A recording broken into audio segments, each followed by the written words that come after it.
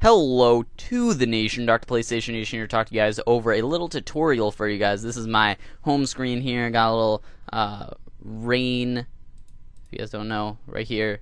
Rain meter going on right here. Stuff like that, and I got my background that I made. So that's, I know I'm going to get probably one or two questions about that in the comments. So I just want to clarify this. This is rain meter, and this is the background I made. And this is some of the stuff I have on my desktop, if you guys care at all. But anyway, this is a little tutorial for you guys, so you guys can kind of learn how to make YouTube videos, or commentaries in specific. I have made YouTube videos in the past, live videos where I talk about the news and stuff. I've made webcam videos, I've made HD videos, I've made skits, I've done everything.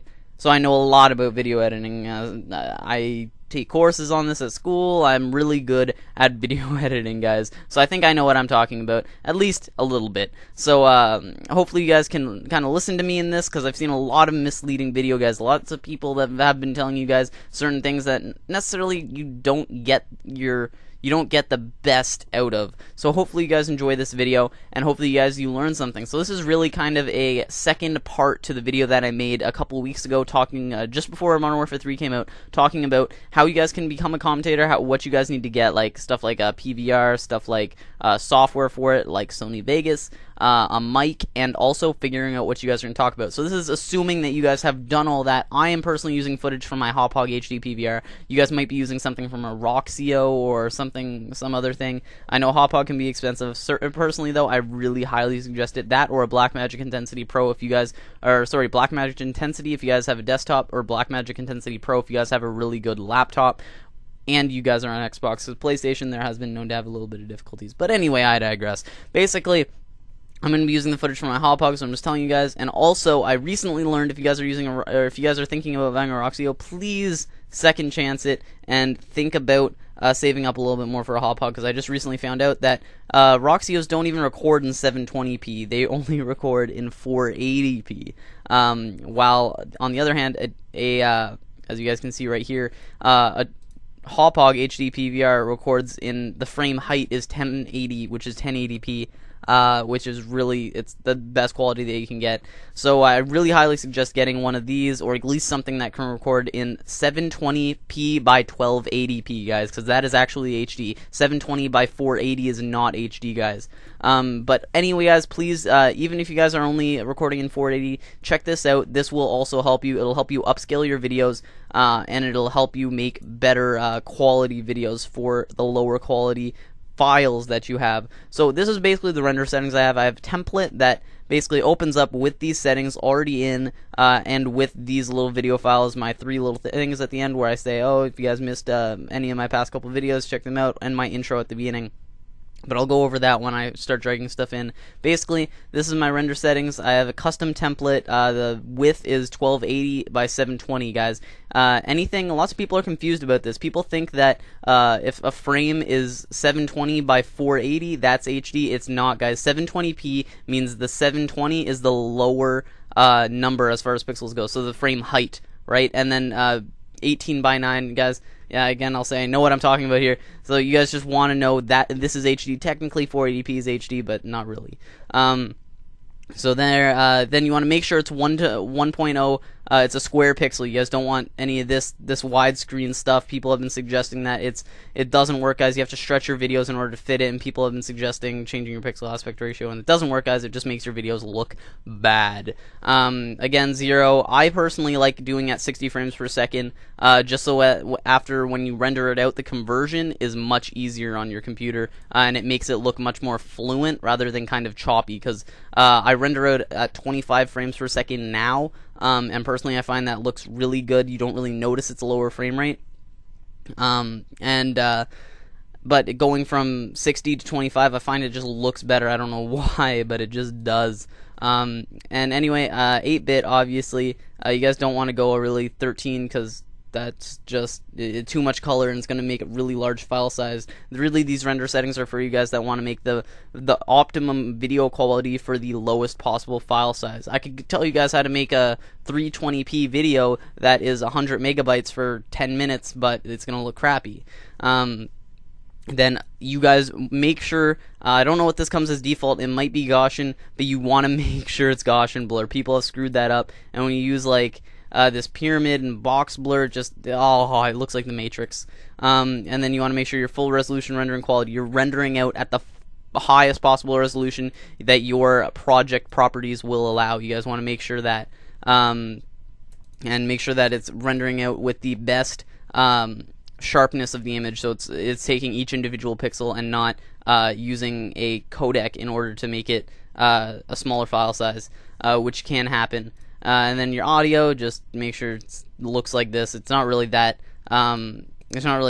important. I'm gonna say, like, your audio, as long as there is audio there, usually, and people can't really tell about audio settings, but anyway, so okay that, now we're in the project. So there's no video here, so what we're going to have to do is open up one of my videos. So this is where I keep all my videos. I keep in here, Modern Warfare 3, and I got this. So just for the sake of it, let's pull out this game, 30 and 4. I believe I've already commented over all of these. So anyway, drag and drop this in. Usually my computer isn't this slow, but because I am recording this right now, it is running a little bit slower. Anyway, guys, so you notice once this gets dropped in right here, it's looking pretty good. Like, it's pretty good quality, but it's not great. Nothing really pops out. There's kind of a fog over it. So really, let's just stream through. Look for a bright part in this game. Right here. Right here is a good little thing right here. Maybe we move it back a bit.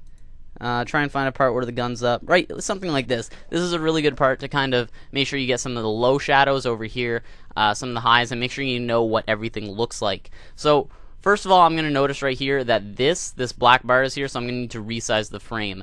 I already have a preset for this, but basically if you guys want to do it yourself, you hold down Shift, and you're going to drag this in and make it a little bit smaller, okay, and then you're going to go maintain, no, and then, or you can simply, I could simply use this Black Ops thing, and it cuts off some of the bottom. Personally, with my hop-hog, I find at the bottom there is frame or a color tearing, so like pixels from the individual colors are tearing apart. That's normal with my crappy component cables. It's nothing wrong with the hop-hog, but I got a crappy component cables. I'm gonna have to go buy some better ones. But this is really how it should look, guys. Just dragging the bottom a bit if you guys are having that same problem, and dragging the side just to make it work better, and then change the maintain aspect ratio to no. You guys, this will stretch your video, but it's going to be by 2 or 3 pixels, so it's barely anything. If you guys want to see what the position is, this is the position, and this is the size right there. So you guys can copy this, pause the video, but I want to make this shorter, so I'm just going to kind of breeze through it a little bit more now. So now that you have that, what you're going to do is you're going to do your commentary. So you guys can choose to do your color correction before or after your commentary. I personally like doing it after because it lets the video play faster. On my computer, I don't have the top of the line computer, so yeah. So from there, you're going to want to do your commentary. So what you're going to do is you're going to insert a new audio track. So I already have mine inserted. This is where I record my commentaries. But if you guys don't, all you have to do is click this button, and instantly it'll start a new audio track that's recording my voice right now. And maybe you guys are hearing the noise. I don't know if I turned off recording the system audio. But yeah, so you just click that button, and there you go, and you see your audio levels here from your mic, so you know if it's plugged in or not. I know I've done that a couple times. I've recorded an entire commentary and then realized that my mic was either muted or not plugged in, so it's useful to have that, and then you can just delete it just like that if you guys need to. So there, so you have your commentary done. Say I just talked for 5 minutes about this commentary and I had it done. So now what you're going to want to do is you're going to want to do color correction. So I've done this video before, so I know what color correction it needs and what I shouldn't put on it. You want to make sure, guys, you don't just do copy and paste color correction. You guys want to make sure that when you look at it, you know it's as good as it can be, and you want to know at what point you're making it worse rather than better. So right here, we're going to put, this is the best default I've found, guys. There's some other ones I can make, like this one that is better, but really, guys, you have to know what you're looking at. Like, I've done 3 media arts courses, as well as I've been using stuff like After Effects, Cinema 4D, Photoshop, and Sony Vegas for years, guys. So my eyes kind of become attuned to it. If you guys have the same sort of thing where you guys have been using media arts or doing media arts and stuff like that for years, then you guys probably shouldn't even be watching this video. But anyway, so this is basically the best default I've found: studio RGB to computer RGB. I've seen a lot of videos suggesting computer RGB to studio RGB, but that is not right, guys. Basically, you're just turning a digital image and trying to make it look real, which doesn't work out, guys. You're basically telling the computer you have a digital image that you're trying to make look like it's in a studio with studio lighting, and you're editing the effects and the saturation to reflect that, and that's not going to work in Call of Duty at least. I haven't tried other games, but in Call of Duty at least it doesn't look good at all. I'll show you guys a little quick clip of that, what it looks like. If you guys add computer to studio, see, it just added more fog to it. It made it look like this is what you would add to a skit video or something. And see the difference, guys? Like, just like look at this difference. Like it's super foggy, and then bam, bam. Like, see this fog that's adding, and it just looks much better like this. You guys can go to the color correction secondary and add in studio to computer, but I just find on this clip, and especially, it darkens or crushes the blacks too much, and this makes it really just not super appealing. This is more of how you would edit a montage if you guys were to do that. You really want to make the super high contrast in a montage. But really, guys, all this really does, this color correction for studio to computer, is it ups the saturation because it is a digital image, so that kind of gets rid of the grays in it, the gray that comes over it when it's upscaling. And then this gain, which is kind of just a brightness control for the whites in it. Let's bring that back up to where it was, somewhere around there or something like that. But anyway, so now that you have this done, there's one more effect I personally like putting on, and this can be a real processor killer, guys. That's why I only put on a light sharpen, guys. Put on a light sharpen, and it kind of makes those little details pop a little bit more. Personally, I drop it sometimes down to 150 or something if I want a faster render time. But if you guys have a slower computer, I highly suggest just turning off the sharpen. It doesn't add too much to the video, but it does add that little thing. It's noticeable if you guys are seeing two side by side, and it helps your content a bit. But if you guys have a faster computer, go for it. If you guys don't, then I suggest not doing it. Anyway, guys, right now, so let's select a little part of this clip that I will be showing you guys by the end. Let's make this 10 seconds. This is basically what this tool does. Is it just this shouldn't really be a Sony Vegas tutorial, but really what it does is just selects what part you want to render out when you select your render settings. So now you save it. I don't want to save it because this is not the template that I want to keep. And then you're gonna go render as, and basically this is not the one that I usually use. I usually change it every time because I've been changing it so much. But basically what you want to do, and I know this video is really long, guys, but from here, now you're going to go your audio settings, CBR, Windows Media Audio 9.2, 162 kilobytes. This is kind of lower, and it's going to save you a couple megs in the render. You guys can bump it up if you guys want. Get freaking 360 if you guys, or 320 if you guys want. It's not going to make a huge difference to your audio unless you're using a really high quality mic. And then from here, you want everything the same except for you want to use PAL 25. And you guys might be saying 25 frame rates, that's low. It's not that low. It's not noticeable, especially if you guys apply the Gaussian blur like I suggested before. It's going to help you guys a lot. And then probably you set this to 100% sharpness. I think default is 90. You want it to 100% just to help out your quality as much as possible without sacrificing your file size. And then finally, probably the most important part as file size go, I make mine 4.8. You guys could probably drop yours down if your internet connection is worse than mine. You guys probably drop yours down to 4.4, 4.5, and it's not that noticeable. But once you get down to like 4 and 3 megabytes per second, it is not that good, guys.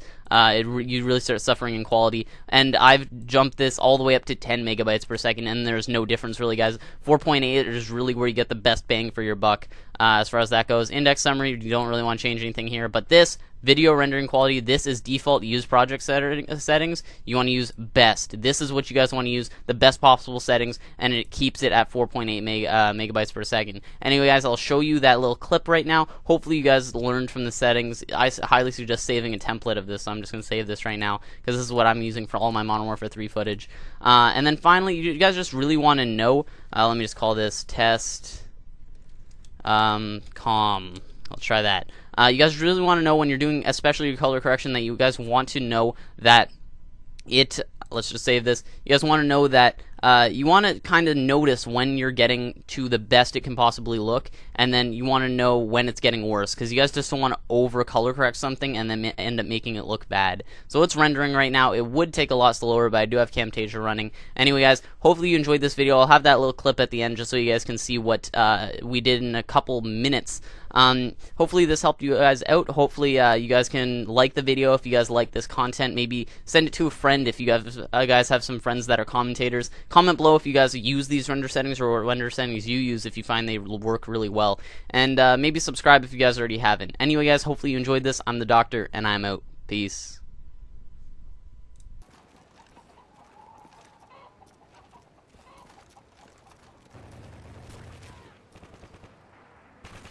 Enemy UAV spotted.